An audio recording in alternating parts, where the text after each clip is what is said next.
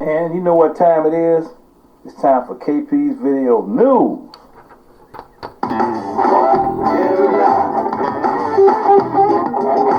KP's Video News, y'all. KP's Video News, y'all. That's right, it's time for KP's Video News, y'all. I'm coming to you today with a little history lesson. I'm going to talk about voters' rights and the things that's going on right now. It's a lot of voter suppression going on. And not only that, now you got the voter suppression sites are getting hacked. They're starting to get hacked by the Russian trolls over there. They're starting to get hacked by the Russians.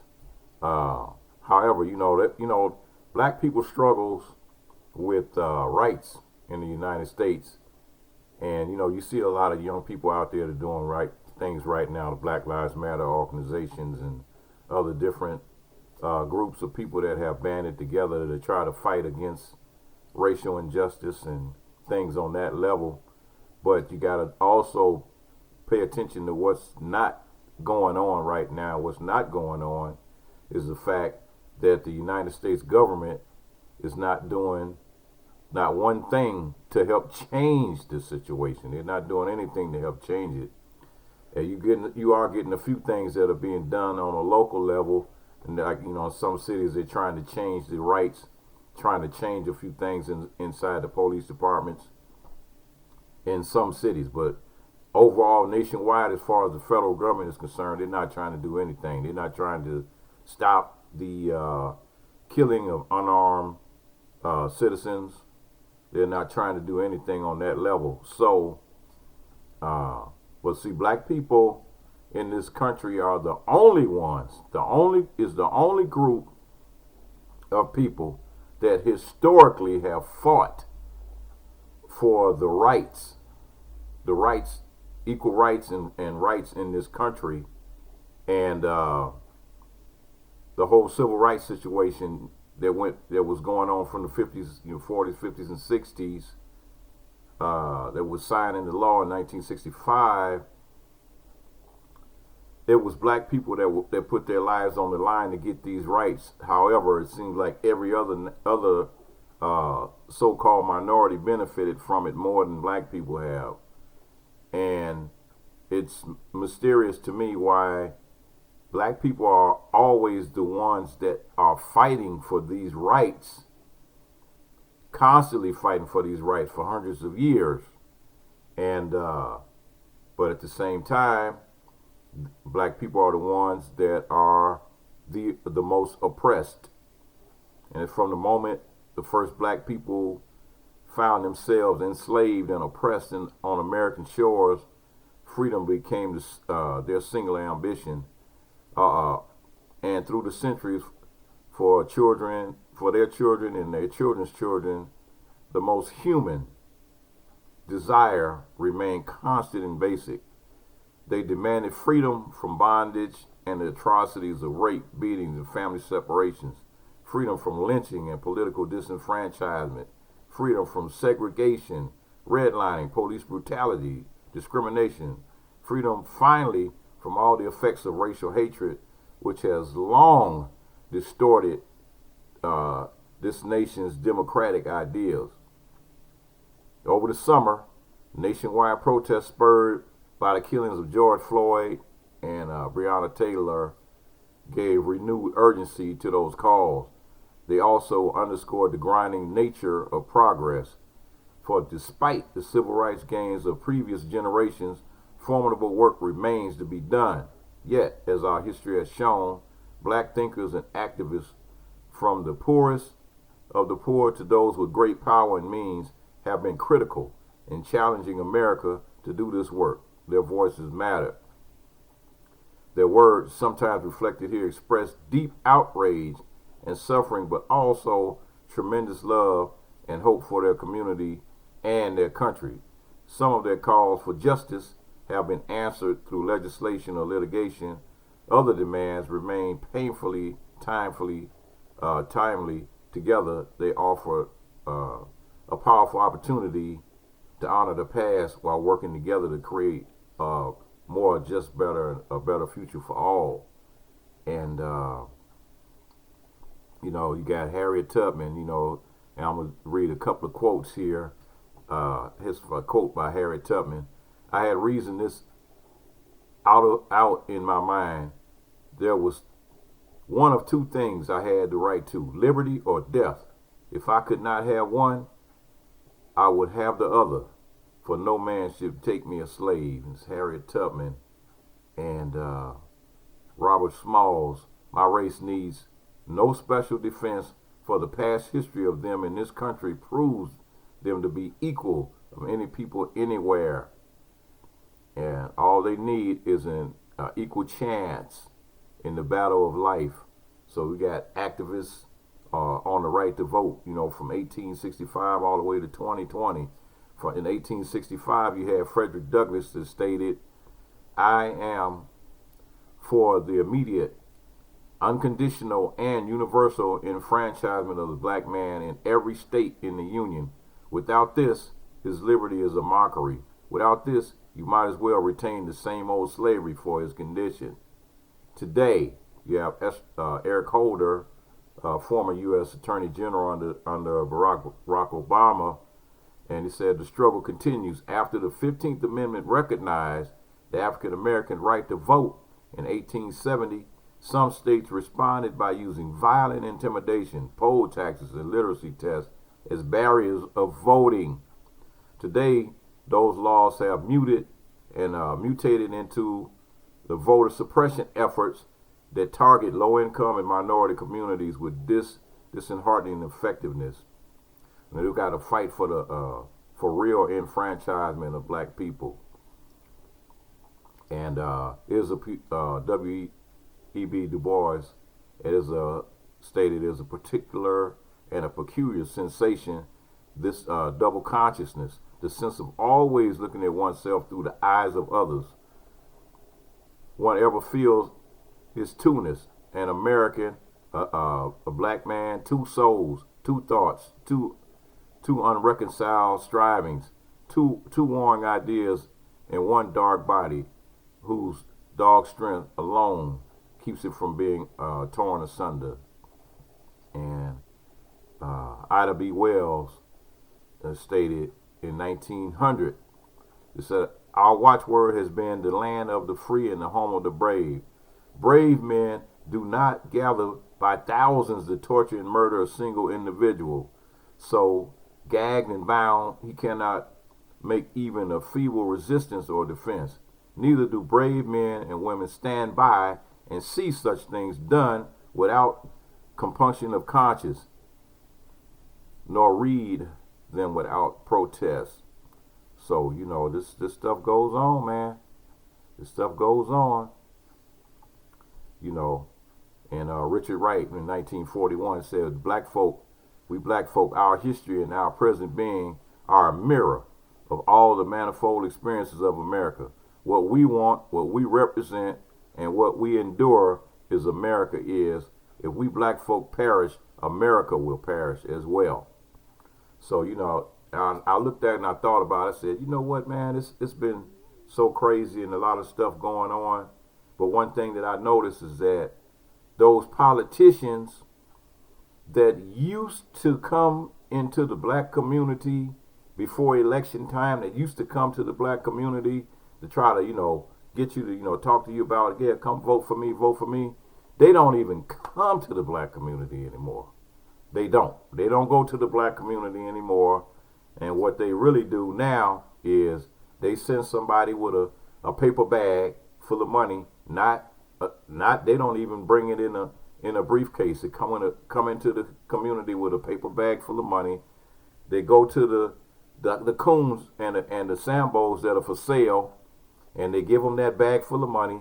And this is what Trump just did. Walked into Atlanta with a paper bag full of money and gave it to those black preachers down there, and in order for those black preachers to give you $100, here's $100, vote for Trump. So this kind of madness You have to watch the people that are standing next to you that look just like you, that will sell you out sell you out quicker than somebody that hates you. So be careful. You know, you got, what's this girl's name? I can't think of her name. Candace something. Now she's supposed to be, she's black. Well, I ain't gonna even say that, but she's dark-skinned, complected person that is supposed to be having some kind of rally today at the White House on in the Rose Garden. You know, it's just like coon for Trump situation jumping off here, and you know, we can't fall for this foolishness. This is the year 2020, and you still got house Negroes selling you out. So you know, we need some real activists here. So activism, it's got activists on racism. In 1975, the function of racism is distraction. It keeps you from doing your work. It keeps you from explaining over and over again your reason for being. Somebody says you have no language, and so you spend 20 years proving that you do. None of that is necessary. There will always be one more thing. So no matter what you do, no matter what you learn, you're trying to fit in to this narrative. You're trying to be so much like them that the only thing they're going to do is change the bar. As soon as you reach that bar, they'll change it again. So racism, you know, in 2020, racism is not merely a simplistic hatred. It is more often a broad sympathy toward some other, broader skepticism toward others. Black Americans always live under the skeptical eye. So no matter what you do,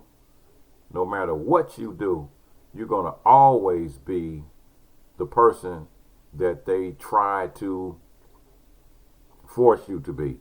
Whether it's using drugs, whether they use incarceration, whether they use denial of jobs, denial of your rights. So we have this manifests itself in this next story I'm going to read. It's about the campaign for black literacy, the black legacy farmers to reverse their economic suffering. So what they've been doing, you got the black farmers appeal, and they're trying to get the Pig for Debt campaign canceled. It's a grassroots organization, and popular education and legal advocacy campaign to rectify the injustices of the Pigford versus Glickman class action discrimination lawsuit in 1999. Black farmers tirelessly organized to file a class action lawsuit seeking restorative land justice from the U.S. Department of Agriculture for decades of government-sanctioned racial discrimination in the delivery of loans and farm subsidies to black farmers. The goal of the lawsuit was to restore black farmers and their agricultural land base through full debt cancellation, federal and state tax relief, monetary damages for economic harm, priority of services, and access to land. After the lawsuit, the vast majority of black farmers were left with crushing debts to the USDA, looming foreclosures, and no legal recourse to save their land.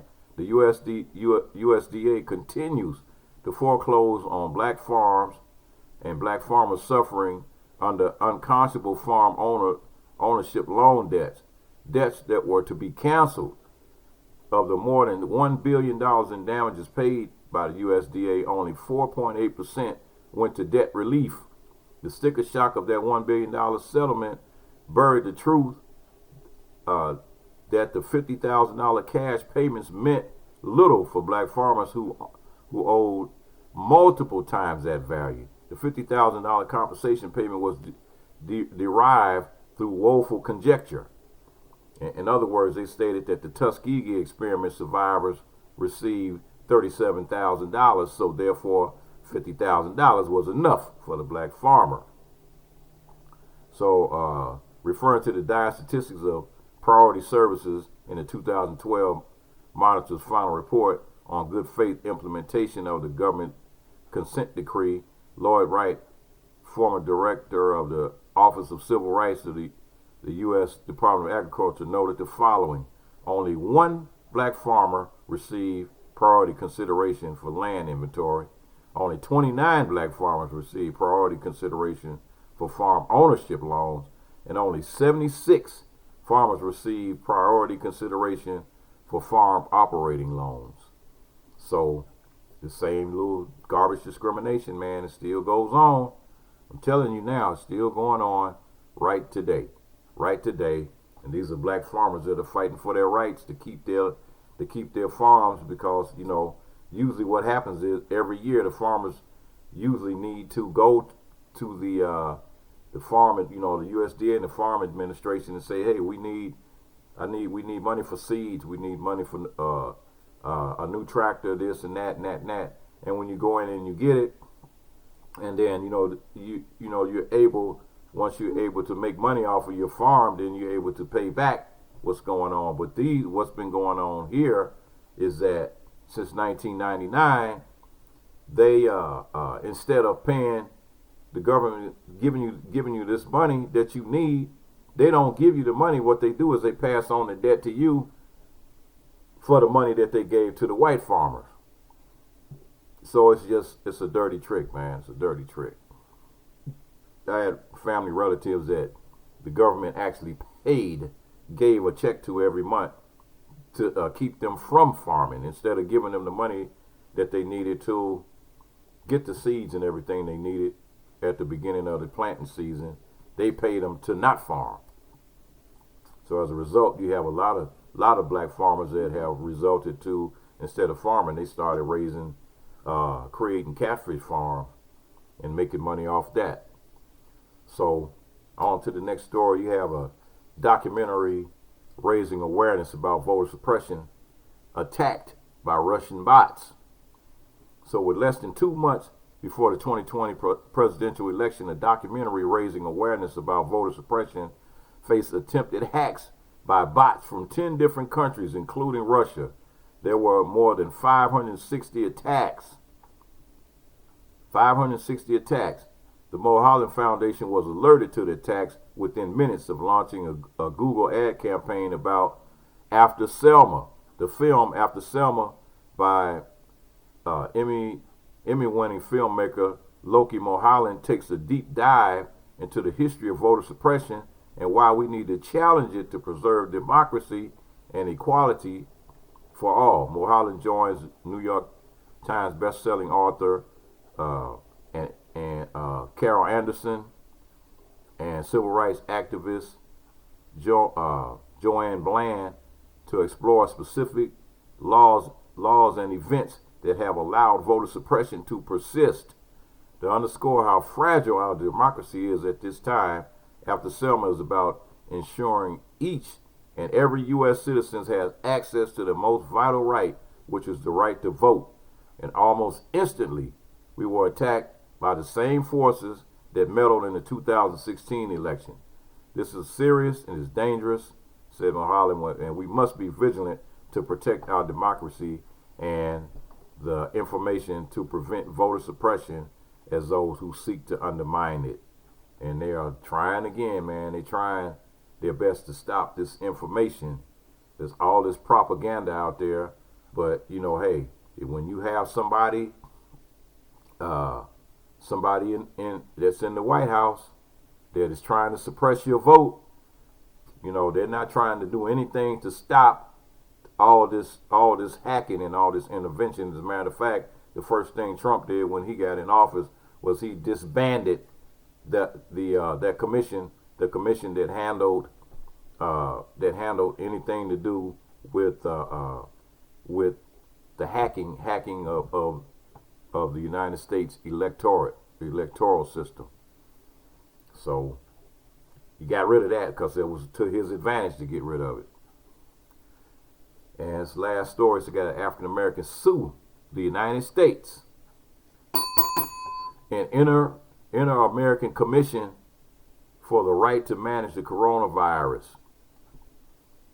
So in Atlanta, Georgia, African Americans who are recognized as an Afro-descendant tribe by the Inter-American system have requested an emergency order of precautionary measures to manage the coronavirus of their tribal members. The request was filed in the Inter-American Commission by Chief Justice Mustafa Ansari, an international lawyer and member of the International Bar, who is representing the Afro-descendant nation Confederate U.S., a tribe of over 160,000 registered citizens and 44 million unregistered citizens. Justice Ansari alleges that Afro-descendants are particularly vulnerable because of psychological and epigenetics markers resulting in high blood pressure, diabetes, and colon cancer. Chief Ansari says this combination has proved to be extremely fatal when combined with poverty, race, crowded housing, homelessness, access to hospital care, and the return of prison releases. His comments, we are dying 3 to 7 times the rate of the general population, and the government has exhibited a protracted callous disregard for our lives, so we must take matters into our own hands. We have doctors, nurses, registered nurses aides, immunologists, epidemiologists, and indigenous practitioners who stand ready, willing, and able to help our people to survive. The emergency order seeks management of over 1,200 majority Afro-descendant cities and areas, and we cannot survive the federal and state orders to return our children to school in the middle of impending evictions and fragile medical care. Let's state that again. We cannot survive the federal and state orders to return our children to school in the middle of impending evictions and fragile medical care. These converging and imminent factors make the Afro-descendant situation an urgent humanitarian international issue. And so Chief Justice Mustafa Ansari states, we have a plan for our survival and the government does not. The case for self-management would cause $60 to $100 billion of coronavirus medical and administrative care to be directly funded to the managed by the tribe. So I'm telling you now, man, it's a lot going on. It's a whole lot going on, boy. You just don't know. You just don't know, man. So I'm going to hit this with one last story. It's going to be my feel-good story of the day. And you have Majesty and Elise have founded evopia.org, a free membership platform that uses the power of real estate to protect economic, health, and political interests of black people globally. With the support of 3,000 members, they have moved forward to develop an affordable, sustainable community in Atlanta, Georgia. The new development will provide cost-effective, contemporary homes for people who are disproportionately affected by the housing crisis in the metro area. Members of EVOPIA have an opportunity to get involved with this development and other commercial real estate projects. The new homes will serve as a family-friendly community and will offer services like financial literacy and job training to residents. EVOPIA has successfully renovated residential property for this purpose and are under construction to purchase a 4,500 square foot hotel to provide more shelter during the pandemic. The nonprofit focuses on pooling the resources within the black community for the benefit of the entire African diaspora. EVOPIA is establishing 25 chapters across the country to rehabilitate black neighborhoods. Each chapter will be responsible for opening a local food bank. And EVOPIA strongly believes in this motto, we have power, as they strive to provide resources, education, and opportunities for African American community. And so you can follow them at Majesty _ Elise at their website and at their website majestyelise.com. That's MAJESTYELIZE.com. So folks, we got a lot of work to do. We got a couple of weeks left before election day, just a few weeks left, and this situation is dire. I mean, it's really simple. It's really dire that when you get out there and vote, you got to get up, and you got to get up off your butt, and you got to go vote, man. You just got to, because this is a matter of life and death. This is not a matter of, oh, well, I'm going to vote for the lesser of two evils. No, you know who the evil is. The evil's already in office. It's time to get that out, and we got to start over again, because if you continue to go on the same path we've been going for the last 4 years, the situation is not going to work. It's not going to work. Look at it like this. If it took 350 years for this country to get to where it is right now, and it took one person 3.5 years to basically destroy everything that was built up in a certain period of time, then that person got to be filled with a lot of evil. It's a lot going on.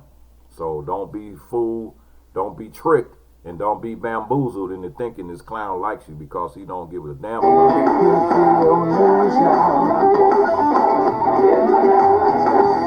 Right. Peace.